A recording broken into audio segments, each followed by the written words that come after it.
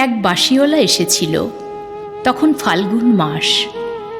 গাছে গাছে কত রং, কত শোভা, কত পাখির কলতান। নদীতে কি অপরূপ ছায়াময় ঢেউ, দূর পথে কি মায়াবী আলো, বাতাসে কি সুগন্ধ। এক বাঁশিওয়ালা এসেছিল। তার বাঁশির সুর মোমের আলোর মতো স্নিগ্ধ, তার বাঁশির শব্দ পাতা ঝরার মতো পেলব। তার বাঁশি কি করুণ, কি মোহময়।